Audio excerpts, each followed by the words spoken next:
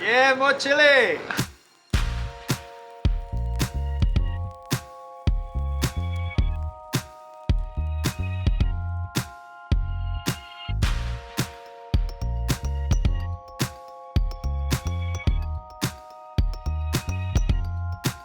On my way to Clementi to do a delivery, Poon's Chilli Delivery. My friend Luke and Naima live there. They're huge fans of the chili, and they actually came up with a chili popcorn recipe which I shared before. So do check it out. I think it's on our Instagram and Facebook. Sun's a bit cloudy today, but hopefully it's not gonna rain.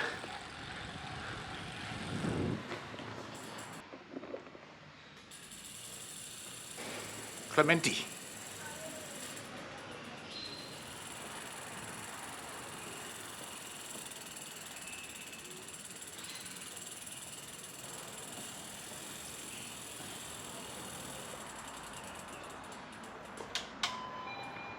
Grab delivery! Pedas! Hey! Hey! Finally arrived at my destination. Yeah, more chili. The crazy young man in the HDB. Yeah. I forgot how nice your place looks. Thanks, man. It's a bit got a lot more stuff than the last time you saw, but it's okay. So 2 tamarind for Mr. Clark. Bonafide Singaporean now. Just about. Living in a HDB. Yeah. But a damn nice HDB. This is a Maisonette. Maisonette, right? Yeah. Damn. Wow, the goods have arrived, man. And the Clarks are a big fan of my chili. Just a cool 10. Yeah. So they've got a Poon's chili popcorn recipe that's damn good that I shared, and actually a few people that saw it actually tried it as well. Cheryl Ma actually tried it as well. So yeah. My only reaction to that one, seeing that, is that you can be heavier on the chili.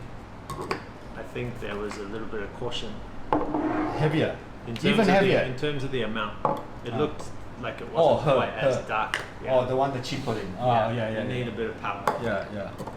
But yeah, it goes perfect with popcorn, and it makes for a savory, spicy popcorn, which is quite unusual.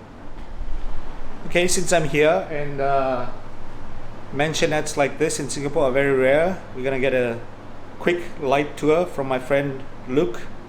So Luke is married to Naima, another friend of mine who's Singaporean. How long have you lived here? Yeah, you have to excuse the mess. Well, we've been here just over 5 years. So 5 years. We have a couple of kids, Yeah. 9 and 12. Yeah. And we got rid of a lot of walls when we first came in. We wanted to open it up so that we can have the dining and kitchen and living room all in one. Have a bit of a breeze going through, Yeah. and then have a bit of natural light coming through from upstairs. So we Yeah. opened it up upstairs a bit too. So come on through. So you did the floors, right? Tell us about the floors. Yeah, teak wood floor right throughout. There's slightly bigger slats down here, slightly smaller slats upstairs, and then sort of some versatile spaces for the balcony as well as the kitchen that were both tiled so they can be wet and dry. And there's, I don't know, you can't feel it obviously in out there, but Kevin and I can feel the breeze as well coming through. So there's a good through breeze, which we kind of wanted to look after, because even in hot season, it's nice to have natural ventilation. 6th floor, right? Yeah, so we've got 6 and 7 up here. So Six and obviously the Maisonettes are always two HDBs on top of each other. And we found a company that could do everything for us, and we basically wanted to know could we do this, and they had a number of examples where they had. I think Singaporeans have come up with creative ways to economize but get a bit more space, and the Maisonettes, they're throughout the country, but there's a limited number of them. Obviously most of them were built in about the 80s and 90s. Yeah, but they do allow for a bit more space, still under that sort of $1 million mark. So you that's custom, right? The Yeah, shelf. so the exposed ply was one of the things that the designer was quite into, and so we had that, and we had that for the TV space as well, and you'll see it a little bit upstairs as well. And a few little tricks. There's some, chalkboard to disguise the storage spaces. Oh, okay. And in here as well, if you don't mind coming in as well, there's there's like a little mystery shelf here that becomes the other side side of the storage space. Basically, this was probably the biggest project in that there was a couple of walls that were knocked down. This was probably your classic HDB kitchen. And so we've sort of converted it into kitchen, laundry, and bathroom. So we had a bit of an L-shaped kitchen. Very limited in space in terms of what we could do, but we still got dishwasher, oven, microwave, and all sorts of baking and cooking needs. You open this up, right? Yeah, so we wanted an island. Yeah. And we like the idea of having a nook whereby we've got a couple of chairs here that we sit at when people are cooking. Yeah. So food and entertaining and having conversations while you're cooking was a big consideration, and we wanted a hood so that you can cook Asian cooking if you like, but you don't necessarily need to close everything off because it's super hot to have to be in there and cook like that. But also it isolates people, and we wanted everything to be open. So I gotta ask, does this actually work? No. Because I've seen them everywhere. No. So I see you try to grow some chili party. Yeah, and actually, we've written to the company that it's not very good. The stairs were kind of one of the only areas where we actually kept as much as we could, because I don't like throwing away wood. Oh, so this wood was already... I wasn't actually worried about the idea of mismatching. Yeah. So any of the stairs that were in good order, in terms of the wood we kept. So you see there's a slight difference between the curved one and the flat one, but everything else we basically changed. So we put in a more sort of contemporary stair railing. There's obviously some new things like the chandelier up there, and then we opened up here to allow for windows, because one of the things about the Maisonettes is that there's not much light that comes through. So this comes really, for me, as the sort of center of the flat now, and we really like the stairs. It's one of the nicest parts of the Maisonettes. So having light come in the morning and everything like that, we put the blinds up, and it's quite nice.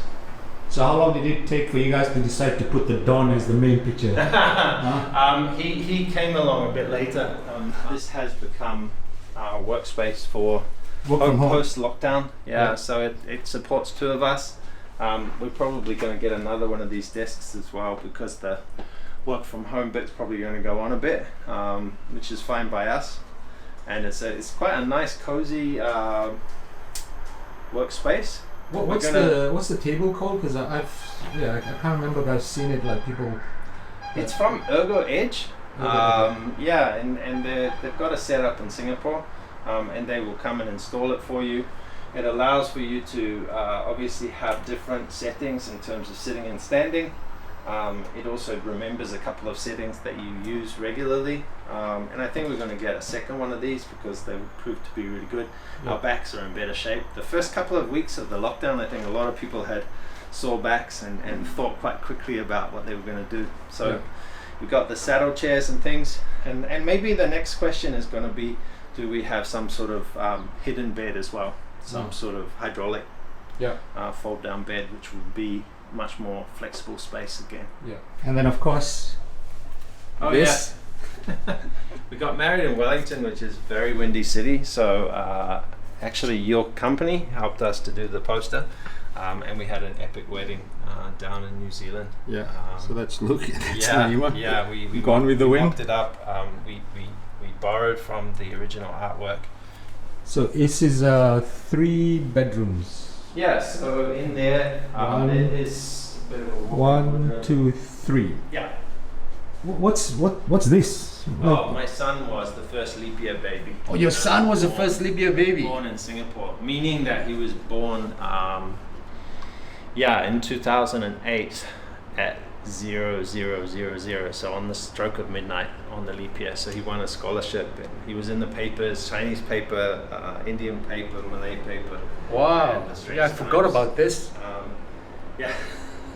So we had a press conference, I think 9 hours after he was born, because he was born the first baby born in the leap year in Thompson. Wow. So yeah, such a media family event to happen. Considering we're in PR and content, it was perfect, but it was a bit weird at the time. But it means he's got a bachelor's degree paid for, so that was pretty cool. Oh wow. Really? Yeah, at MDIS. So yeah, That's from who? From MDIS? MDIS sponsored it. Yeah. Wow. Yeah. So they sponsor one every 4 years. Wow. Yeah.